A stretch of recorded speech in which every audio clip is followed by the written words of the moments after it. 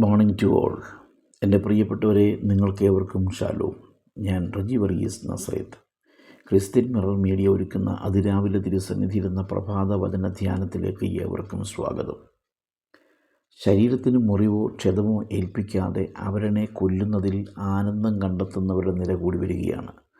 Social media എന്ന അങ്കത്തട്ടിൽ വാക്കുകൾ ചുരികകളും അക്ഷരങ്ങൾ മാരകായുധങ്ങളുമായി രൂപാന്തരപ്പെടുത്തി ഒരു തുള്ളി രക്തം പോലും വീഴിക്കാതെ അവരനെ ഇഞ്ചിഞ്ചായി കൊല്ലുന്ന കപട സദാചാരവാദികൾ തലങ്ങും വിലങ്ങും നടന്ന് അരങ്ങും വാഴുകയാണ്.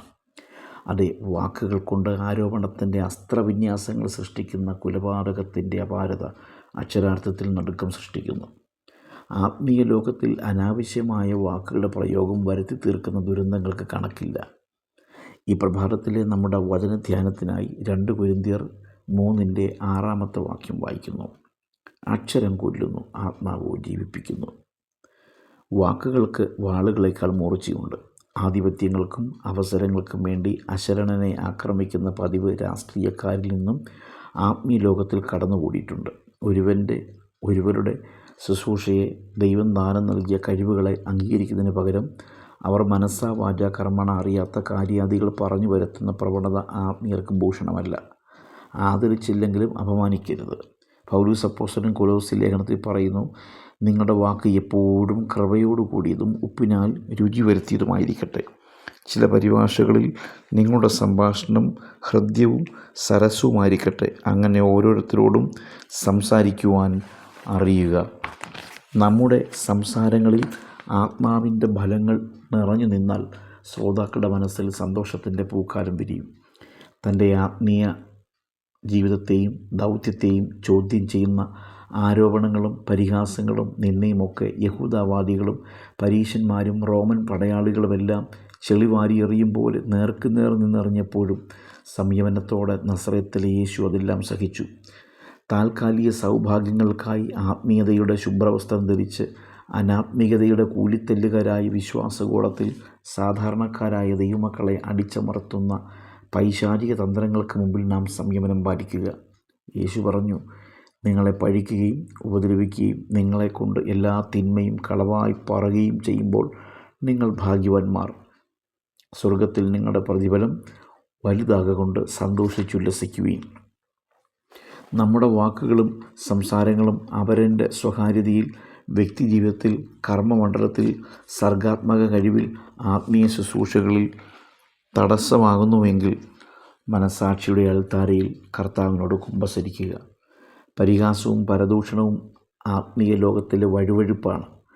ആസന്നമായ വീഴ്ചയ്ക്ക് മുമ്പുള്ള അഹങ്കാരത്തിൻ്റെ ചാഞ്ചാട്ടം മാത്രമാണത്.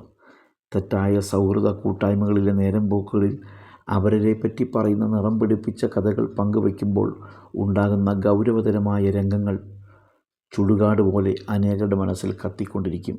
സഹോദരനെ നിസ്സാരമെന്ന് പറഞ്ഞാൽ അഗ്നിനരകത്തിന് യോഗ്യനെന്നാണ് കർത്താവ് പറയുന്നത്. നമ്മുടെ വാക്കുകൾ, സംസാരങ്ങൾ ഒരു വ്യക്തിയെയോ കുടുംബത്തെയോ സഭയെയോ തകർത്തിട്ടുണ്ടോ?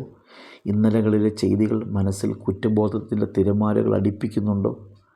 തൻ്റെ തെറ്റുകളെ ഏറ്റുപറഞ്ഞുപേക്ഷിക്കുന്നവന് ശുഭം വരുമെന്ന് വിശുദ്ധ ബൈബിൾ നമ്മെ പഠിപ്പിക്കുന്നു. വാക്കുകൾ കൊണ്ട് അവരനെ പറഞ്ഞു കൊല്ലുന്ന പ്രവണത നിർത്തിയിട്ട് ആത്മാവിൻ്റെ ഫലങ്ങൾ കൊണ്ട് അനേകരെ കൈപിടിച്ചുയർത്തുവാനും സാന്ത്വനിപ്പിക്കുവാനും ശിഷ്ടകാലം സമർപ്പിക്കുമെങ്കിൽ പെയ്തൊഴിഞ്ഞ മഴയ്ക്ക് ശേഷം തെളിഞ്ഞ നീലാകാശത്തിൽ കാണുന്ന മഴവില്ല് പോലെ നാം ഉൾപ്പെടുന്ന കൂട്ടായ്മകളും നന്മമരങ്ങളായി മാറും. എൻ്റെ പ്രിയപ്പെട്ടവരെ, ഈ പ്രഭാതത്തിൽ ഞാൻ നിങ്ങൾക്കായി പ്രാർത്ഥിക്കുവാൻ ആഗ്രഹിക്കുന്നു. പ്രിയപിതാവേ, ഈ നല്ല പ്രഭാതവേളയ്ക്കായി സ്തോത്രം. കർത്താവേ, ഈ പ്രിയപ്പെട്ടവരെ അനുഗ്രഹിക്കണമേ. ഈ പകലിൽ കർത്താവ് ഞങ്ങളോട് സംസാരിച്ച കൃപയ്ക്കായി സ്തോത്രം. ദൈവമായ കർത്താവേ, ഈ വചനം ശ്രവിച്ച ഓരോ നിൻ്റെ മക്കൾക്കായി പ്രാർത്ഥിക്കുന്നു. അവരുടെ ജീവിതത്തിൽ വലിയ പരിവർത്തനങ്ങൾ കർത്താവ് വരുത്തിയാട്ടെ. അവരുടെ ജീവിതത്തിൽ സമാധാനവും സന്തോഷവും കൈവരിപ്പാൻ കർത്താവ് അവരെ സഹായിക്കണമെന്ന് പ്രാർത്ഥിക്കുന്നു. കർത്താവായ യേശുവേ, പലപ്പോഴും അറിഞ്ഞും അറിയാതെയുമൊക്കെ ജീവിതത്തിൽ വന്നിട്ടുള്ള കുറവുകളും ബലഹീനതകളും അവരോട് കണക്കിടാതെ അവരെ അവിടുന്ന് കഴുകി ശുദ്ധീകരിച്ച് കർത്താവിന് പ്രയോജനമുള്ളവരായി തീരുവാൻ സഹായിക്കണമേ. കർത്താവ്, ഈ പ്രഭാതത്തിലെ വചനധ്യാനം അവർക്കൊരു അനുഗ്രഹമായി തീർന്ന കൃപയ്ക്കായി സ്തോത്രം ചെയ്യുന്നു.